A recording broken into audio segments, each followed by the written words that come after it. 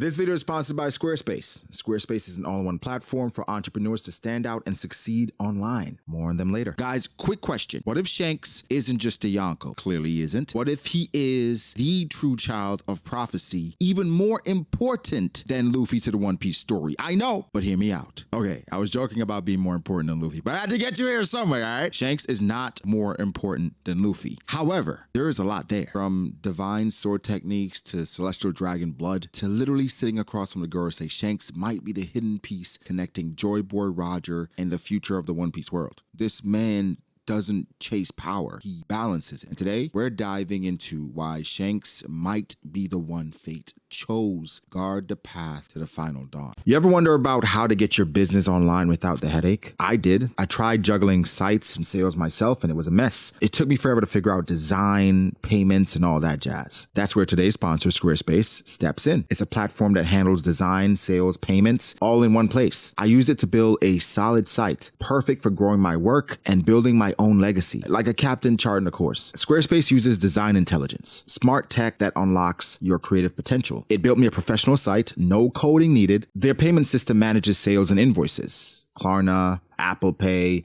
you name it, they do it. Squarespace Payments simplifies tracking sales and printing shipping labels. It is a complete setup for any business, whether you're just starting up or scaling up. And with the online store feature, I set it up to sell products seamlessly. It's like having a crew that handles the heavy lifting while I focus on the business. Want to try it? Go to squarespace.com/B.D.A. law for a free trial, and you can get 10% off your first purchase of a website or domain. Click the link in the description. It's right on the screen here. Check it out. Now back to the video. See, Shanks mastered one of the most divine techniques in the One Piece world. Just by watching it, that's insane. So no other Roger pirate could mimic divine departure, but Shanks could just by watching it. From the jump, it's clear Shanks is not meant to be ordinary. While other Yonko built their empires through blood, chaos, Shanks pulled up with nothing but haki, a little bit of homeless drip, but God tier presence. And he is a silent force of nature who can stop literal wars with a few words and flex techniques that even warlords and admirals struggle to grasp. But let's run it back, not to Marineford, not to Elbaph, but all the way back to where it all really started, God Valley.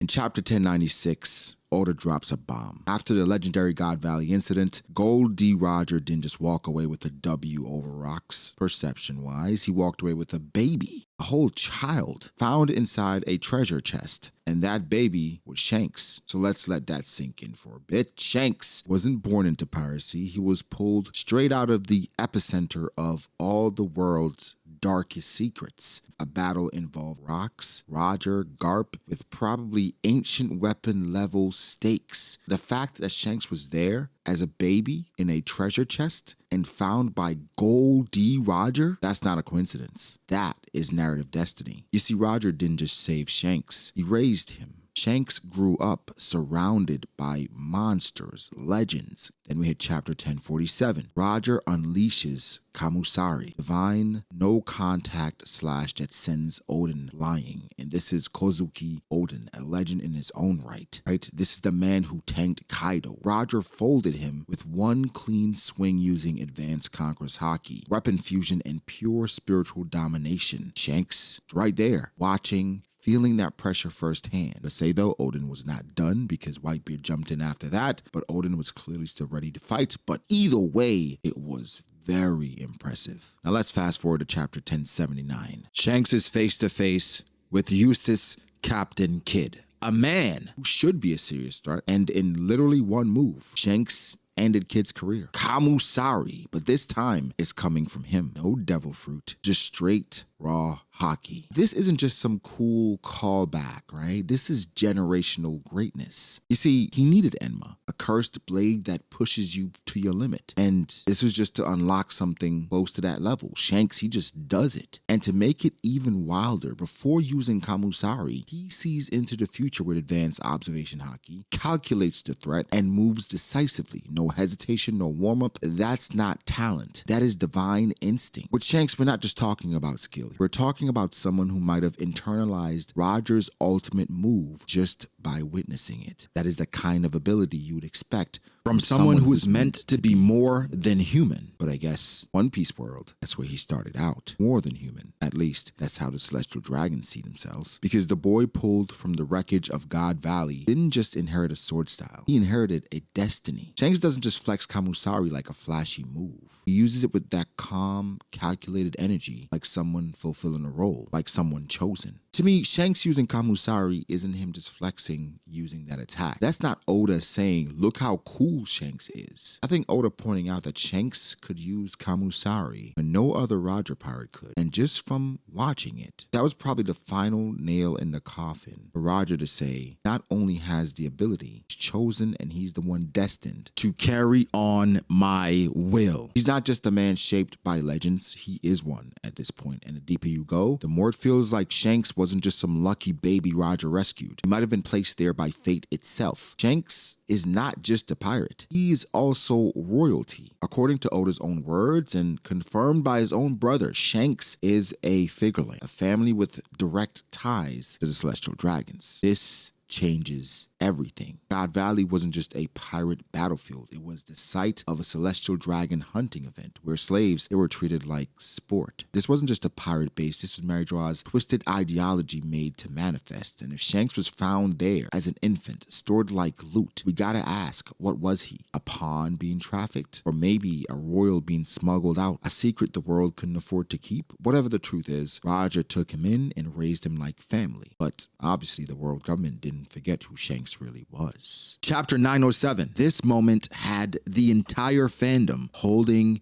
its breath. Shanks walks into Mary Joa, not disguised, walks straight up to the Gorosei, 5 elders, the top of the world government food chain, and they let him in. Mind you, this man is a Yonko, one of the 4 most dangerous pirates alive, and yet they say, because it's you. And I think that statement defines Shanks so very well. Because it's you. You, it's not casual. It's loaded. It's respect. That's the kind of line you say for someone who doesn't just hold power, but legitimacy. Whitebeard couldn't do that. Kaido definitely couldn't do that. Even Mihawk wouldn't get that kind of audience. But Shanks, he belongs there. Now we know why. Caveat, this could also be Shamrock, considering the scars were hidden.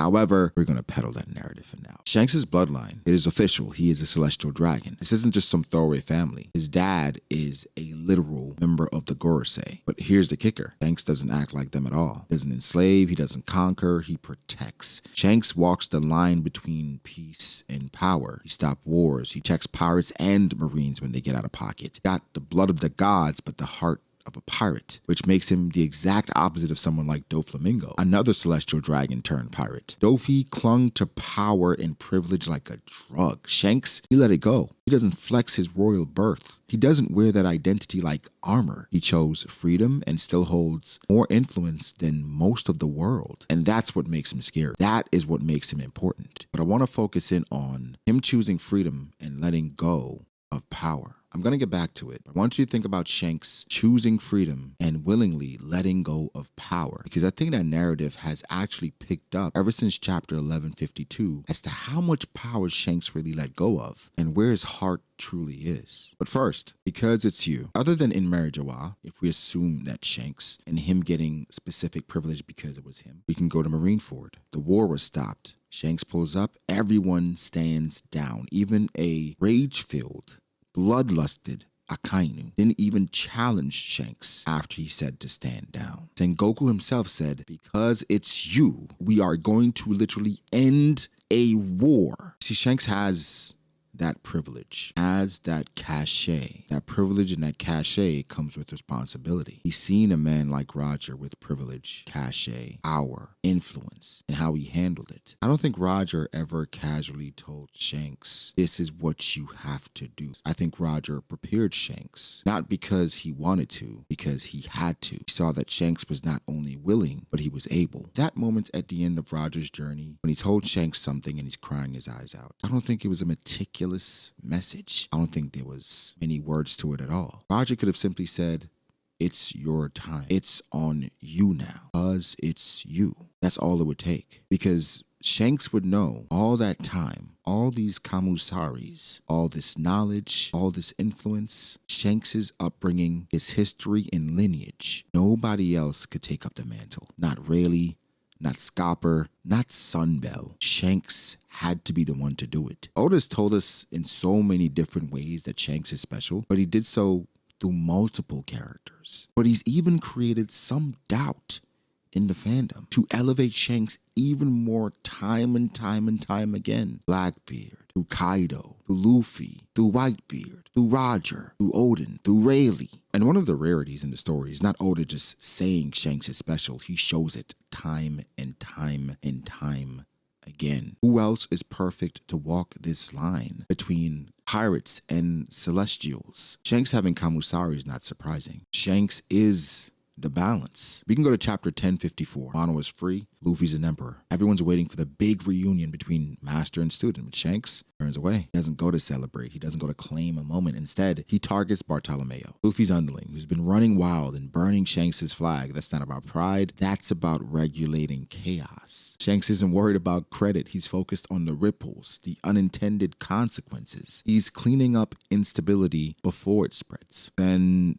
the slash heard around the world. Shanks versus Kid. No build-up, no speeches, just one slash. Kamusari. It's done. It's brutal, efficient, clinical. Kid had just taken down Big Mom with law, but he was becoming a destabilizing force. Reckless, unhinged, and way too thirsty for clout. Shanks, you can argue, tried to negotiate, but essentially he ended the threat before it escalated. It wasn't a flex. That was surgical balance correction. And honestly, that's been Shanks' role this entire time. Headcanon. This is baked into the narrative. I mean, not canon, but film read, memes are Oda approved. And in the story, Shanks is portrayed as someone who protects potential threats. Like Uta could have wrecked the world. He doesn't kill her, he shields her. He lets her grow, even if it means keeping her at a distance. That's prophetic behavior. Shanks acts like a man with burdened knowledge, not a conqueror, but a watcher. Same goes for the main timeline. In chapter 1086, as Imu and the Gorosei start making moves in the open, you can feel it. Final era is here. The old world is cracking. Something ancient and cataclysmic is coming. Joy Boy's return isn't just hype anymore. It's a countdown, but somebody needs to hold the line until that final moment. And Shanks may be the only one who can. He's got the blood of the celestial dragons, the will of Roger, and the power of advanced hockey that rivals gods. He's respected by Marines, revolutionaries, and pirates alike. And through all of it, he's never tried to take the spotlight. He stays in the shadows, making quiet moves, keeping the balance, protecting the world until it's ready to change. So yeah, Luffy could be the one meant to bring the dawn, but the one who kept the night from swallowing everything before it could? Shanks. He is the bridge, the silent protector. Maybe Shanks isn't the hero of the story. Maybe he's the one making sure the right hero wins. But in my opinion, isn't that heroic enough? Back to Shanks giving up power, this past chapter could have given us more insight on just how much he gave up. The mark of the abyss. We're speculating that's what Shanks has tattooed on his left arm. Let's say that mark is connected to Shanks being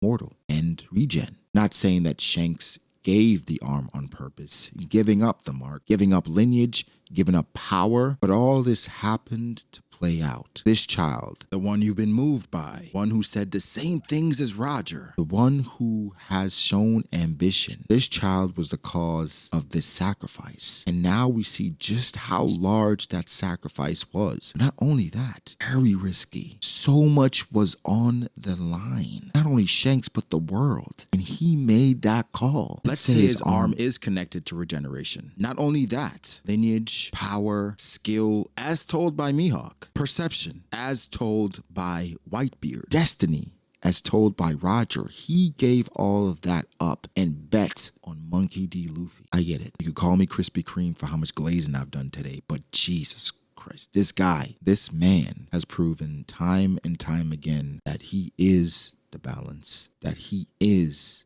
destiny. Even in the face of power, fanfare, acclaim, he still is resigned to do everything he can for the betterment of the world. He understands he's not Joy Boy. He's carrying on Roger's will, but he's not Roger. Not the one that people are dancing for or making up different terms. He's the one that's going to make it happen. One who has made it happen so far. We love Luffy, but by golly, if you don't love Shanks, considering what he's meant to the One Piece story, I suggest you rethink this entire journey and start to ponder, do you even love One Piece? But guys, give me your thoughts. How do you feel about Shanks being the child of prophecy or child of fate? I think it's pretty clear. I think his importance is paramount, but you let me know. Like the video, subscribe. Thank you to my patrons. I appreciate you guys so much. You guys are part of the reason why this video is possible. If you'd like to become a patron, link in the description down below. So many things to enjoy on Patreon, and it supports me a lot. So thank you so much. And again, I will catch you guys